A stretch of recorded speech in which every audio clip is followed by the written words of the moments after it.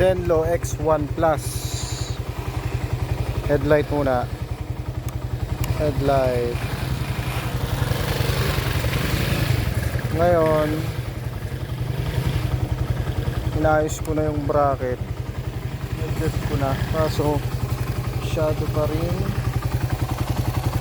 mataas ang buga. Tingnan nyo ah. Patay headlight. Low. Yan, pwede na siguro to. Pwede ng pambulag high. Kombi. Pwede ko pa ibaba to. Kaso adjust ko na naman. Tatama na dito eh. Ano?